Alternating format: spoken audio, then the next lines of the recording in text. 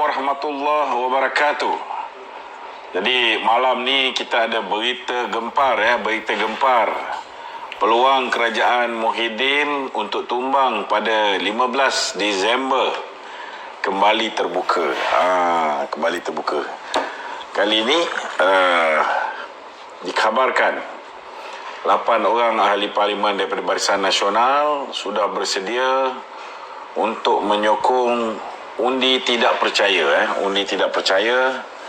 untuk menumbangkan kerajaan Muhyiddin Yassin pada 15 hari bulan 12 2020. Sebelum ni kita ingat macam dah tak ada harapan tetapi yang terkini sudah terbuka balik cuma ada beberapa persoalan yang mungkin membimbangkan kita sama ada akan berlakunya kerjasama dengan DAP dan sebagainya. Ini kita akan bincangkan pada malam ni. Jadi tanpa melengahkan masa, saya persilakan Kak Nuriah. Okey, Tok. Assalamualaikum. Waalaikumsalam warahmatullahi wabarakatuh. So, memang panaslah malam ni kan, baru saya terima. Ya. Betul ketuk 8 orang pengkhianat ni melanggar betul lah 8 apa orang. pasal pengkhianat? Ni ada tulis ni. Ini baru-baru Muhyiddin yang tulis. Ni dia orang buat poster ni tuan-tuan. Konon-kononnya siapa yang tidak tunduk dengan Muhyiddin Yassin dianggap sebagai pengkhianat kan. Siapa jilat Muhyiddin Yassin macam Anwar Musa dianggap sebagai hero. Hero abah kau. Itu nak beritahu. Okey, adakah UMNO akan pupus? Ya, UMNO akan pupus. Sekarang ni saya nak beritahu bahawa kita jangan serkap jarang dulu, kita tengok dulu apa yang cuba dilakukan oleh 8 individu ni. Tetapi yang paling penting hari ini ialah kita kena selesaikan masalah rakyat.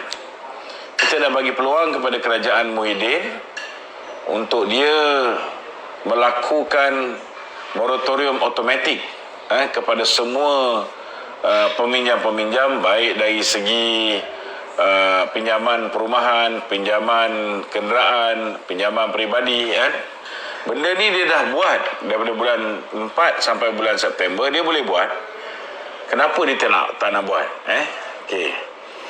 Dan kedua, kita minta supaya pencarum-pencarum dibenarkan untuk mengeluarkan pencarum-pencarum dibenarkan untuk mengeluarkan duit KWSP sebanyak RM10,000 secara one off. Dan kita minta tidak ada sebarang syarat. Kita minta ni dan mereka bersetuju pada 26 hari bulan November yang lepas. Kerajaan Muhyiddin dan Menteri Kewangan membuat pengumuman mereka bersetuju untuk menerima syarat-syarat yang telah pun ditetapkan oleh BNBBC. Malangnya tuan-tuan, apabila sampai ke peringkat pelaksanaan, maka apa yang dijanjikan oleh kerajaan Muhyiddin ini akhirnya sekali lagi tuan-tuan ianya menjadi seperti mana kerajaan Pakatan Harapan kita dikencing satu Malaysia. Jadi apa yang berlaku pada 15 hari bulan ini jika benar sudah cukup lebih kurang 113 orang untuk menyingkirkan ataupun menggugurkan Muhyiddin Yassin sebagai Perdana Menteri. Yang ini saya sokong. Tetapi untuk mengangkat Anwar Ibrahim sebagai Perdana Menteri, saya minta supaya rakan-rakan kita ni fikir panjang-panjang. Fokus kepada perkara pertama dulu, iaitu pastikan bahawa Muhyiddin dapat kita gugurkan. Itu dulu. Dan kemudian kita serahkan kepada ke bawah duli tuanku. Kita serahkan kepada ke bawah duli tuanku untuk memastikan bahawa sebuah kerajaan interim dapat dilaksanakan, dapat diwujudkan sementara menunggu pilihan raya umum yang akan diadakan sebaik saja COVID-19 diadakan. Kalau misalnya kita lantik Anwar Ibrahim menjadi Perdana Menteri interim dalam keadaan DAP menyertai kerajaan tersebut, ianya akan menjadi satu musibah kepada UMNO. Saya nak beritahu, sama ada kerjasama dengan Bersatu ke, kerjasama dengan PKR ke, kita punya target group ataupun kumpulan sasar lebih kurang sama. Maknanya Bersatu dia kejar kursi-kursi yang majoriti Melayu. PKR pun sebahagian daripada mereka mengejar kursi-kursi yang majoriti Melayu. Cuma kelebihan dia kalau dengan PKR ini, kalau mungkin dengan Muhyiddin kita boleh dapat sekitar 52 kursi, dengan PKR kita boleh dapat 70 kursi ataupun lebih sikit.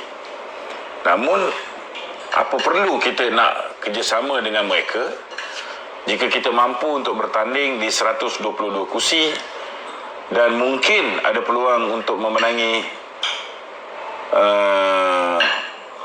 kalau katalah kita cemerlang, kita boleh membentuk kerajaan sendiri pun dan bersama dengan rakan-rakan Barisan Nasional yang lain. Jadi itu antara benda yang saya rasa boleh kita kupas pada malam ini. Sesiapa yang ada sebarang pertanyaan, bolehlah bangkitkan di ruang komen. Kita ada sahabat-sahabat kita pada malam ni yang akan membacakan soalan-soalan itu, dan saya buka kalau ada sebarang soalan lain. Okey, ada?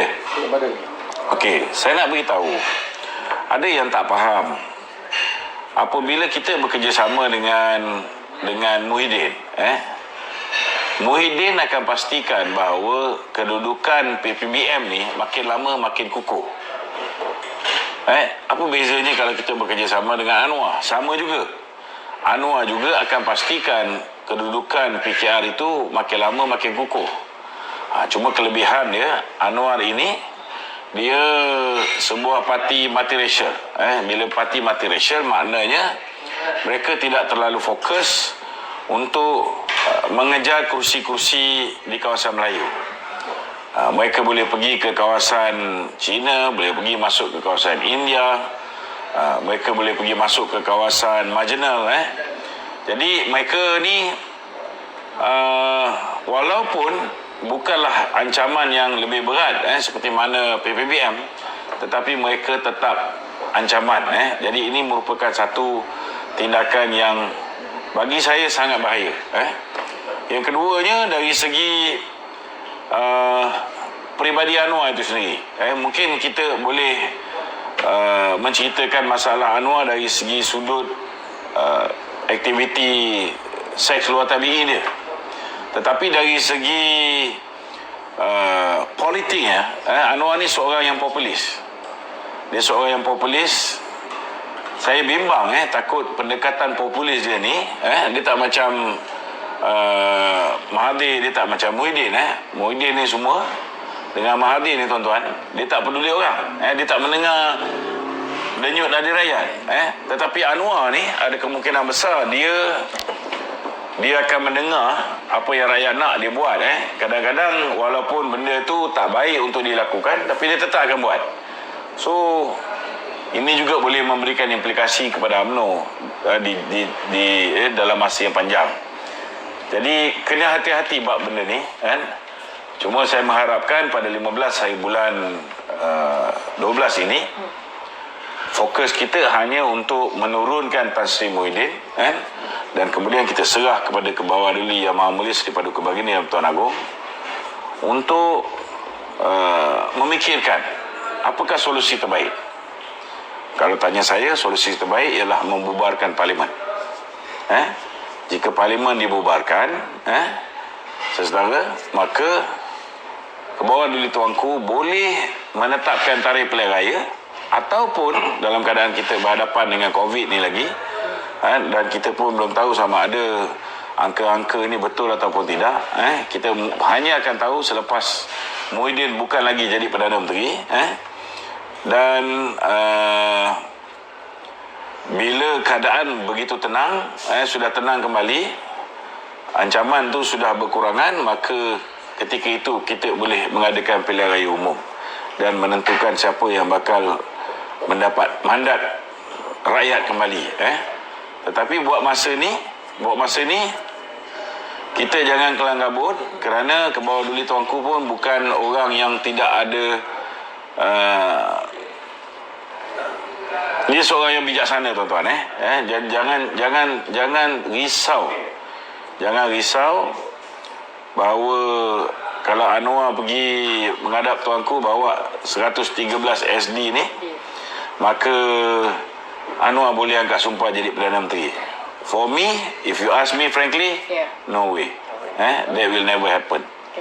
Tetapi ianya cukup untuk menggugurkan Muhyiddin sebagai Perdana Menteri. Yang itu je yang kita nak, tuan-tuan. Kerana Perdana Menteri interim boleh menyelesaikan benda-benda penting untuk rakyat. Contohnya, Perdana Menteri interim dia boleh luluskan moratorium secara otomatik kepada semua peminjam-peminjam sewa beli kenderaan, sewa beli rumah dan juga sewa beli premis. Begitu juga dengan pinjaman peribadi.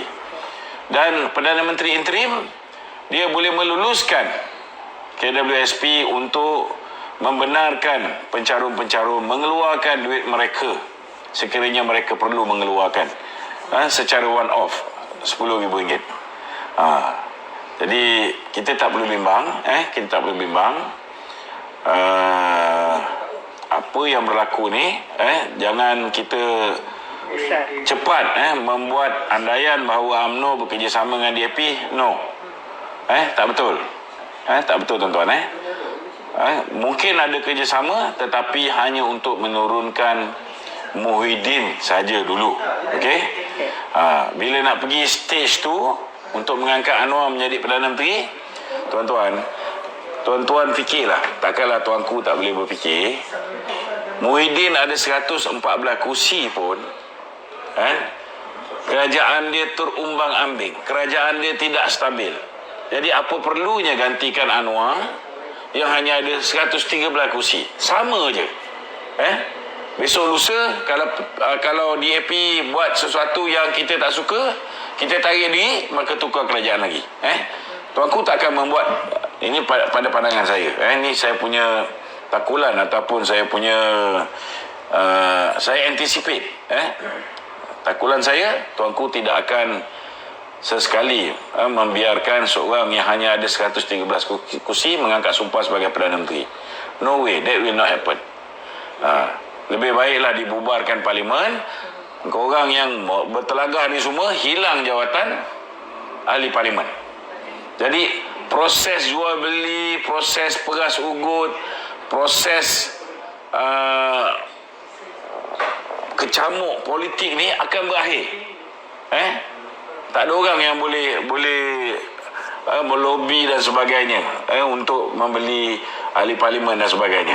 Maknanya kena tunggu pilihan raya, engkau belilah hati rakyat. Ini sekarang ni rakyat tengah melihat ni. Rakyat tengah menengok siapa yang bakal mereka pilih dalam pilihan raya yang akan datang. Buat masa ni, itu je fokus dia, iaitu menurunkan Muhyiddin 15 hari bulan 12. Jangan bimbang Anwar tidak akan menjadi Perdana Menteri. Percayalah cakap saya. Kalau misalnya tuan-tuan tak memberikan sokongan padu kepada Barisan Nasional dalam pilihan raya akan datang, kemungkinan kerjasama tu akan wujud. Cuma mungkin pada ketika tu keadaan lebih baik. Kerana BN akan menang lebih banyak kursi berbanding dengan parti lain. Kalau misalnya orang lain tak nak bekerjasama dengan kita, tiba-tiba ada pula fikiran nak bekerjasama dengan kita. Kalau kita Perdana Menteri, kita bagi dia timbalan, kenapa tidak? Betul tak? Dah tak ada orang nak kerjasama dengan kita, apalah pilihan yang kita ada. Betul tak? Tapi itu selepas pilihan raya. Kita kembalikan kepada rakyat. Kalau rakyat tak serik lagi, masih lagi nak memberikan undi kepada Pakatan Harapan, masih lagi nak memberikan undi kepada pejuang yang gagal untuk mentadbir negara 22 bulan, masih lagi nak beri peluang kepada geng-geng bersatu ni, silakan. Maka lepas pilihan raya, kerajaan tak stabil, kerajaan akan terumbang-ambing, mereka akan lupa tanggungjawab untuk menjaga rakyat, mereka akan fokus macam mana nak kekal berkuasa. Ini bukan salah orang lain, salah kita juga yang silap memilih pada pilihan raya umum tahun 2018, pilihan raya ke-14. Ada soalan lain?